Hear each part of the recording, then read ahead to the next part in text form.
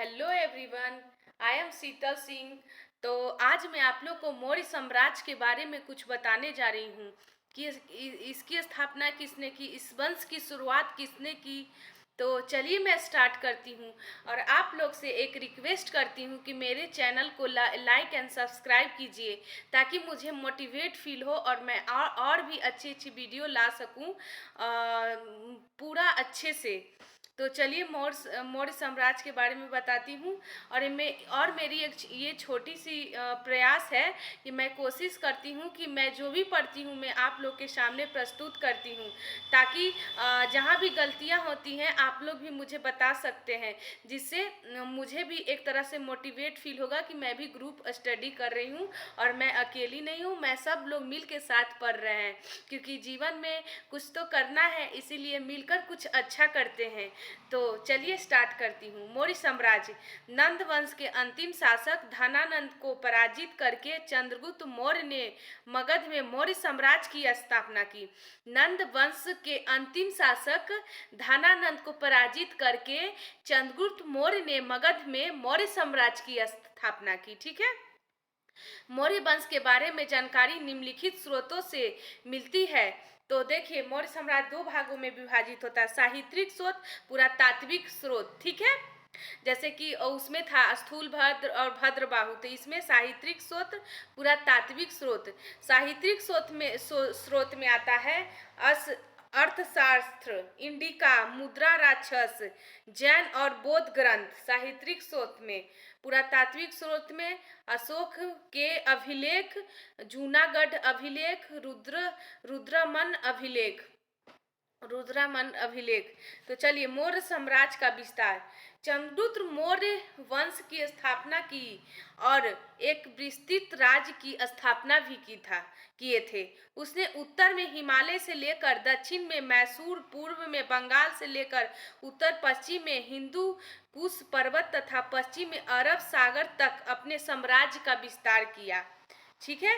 मौर्य साम्राज्य के शासक चंद्रगुप्त मौर्य, बिंदुसार, अशोक और दशरथ मौर्य, संप्रतिशाली शुशक देववर्मन और शतधन्वन, बृहत चंद्रगुप्त मौर्य, बिंदुसार, अशोक थे। ठीक है। तो चंद्रगुप्त मौर्य वंश के प्रथम शासक तथा स्थापनों के 322 ईसा पूर्व इनकी स्थापना थी और नंद वंश के शासक धनानंद को पराजित करके यह मगध के राजा बने। चाणक्य चंद्रगुप्त मौर्य ने अपना प्रधानमंत्री बनाया और चाणक्य को कौटिल्य और विष्णुगुप्त भी कहते हैं। धनानंद को हराने के बाद चंद्रगुप्त मौर्य ने धनानंद की पुत्री दुर्धरा से विवाह कर लिया। मतलब धनानंद को हराने के बाद उसी की पुत्री से दुर्धरा से विवाह कर लिया। जैसे होता था ना पहले, जैसे कि हुआ था जोधा अकबर में हुआ था कि कछवाहा वंश को हराने के बाद मैं आपकी पुत्री से विवाह कर लूँगा, यही प्रश्न था। तो यहाँ पर भी था कि उनको हराने के बाद उनकी पुत्री दुर्धरा से उन्होंने विवाह कर लिया।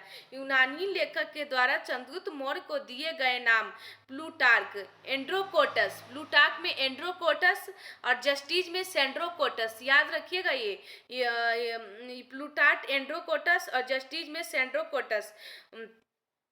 तो 1793 में सर विलियम जोन्स ने सर्वप्रथम यह बताया कि यह नाम चंद्रगुप्त मौर्य के हैं। मतलब कि 1793 में विलियम जोन्स ने बताया कि एंड्रोकोटस, सेड्रोकोटस ये सब चंद्रगुप्त मौर्य के नाम है। चंद्रगुप्त मौर्य 305 ईसा पूर्व में सेल्यूकस निकेटर ने मगध पर आक्रमण कर दिया, किंतु चंद्रगुप्त मौर्य ने उसे पराजित कर दिया और उसकी पुत्री का कॉर्निया हेलेना से भी विवाह कर लिया। ठीक है। और युद्ध की शर्तों के अनुसार सेल्यूकेसट निकेटर ने 4 प्रांत काबुल, कंधार, हेरात और मकराना चंद्रगुप्त मौर्य को दिए। ठीक है। चंद्रगुप्त मौर्य ने भी 500 हाथी सेल्यूकस निकेटर को भेंट में दिए और सेल्यूकस निकेटर ने अपना राजदूत मेगास्थनीस को चंद्रगुप्त मौर्य के दरबार में भेजा गया।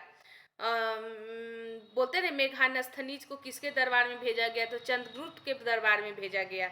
मेघास्थनीज की पुस्तक इंडिका में मौर्य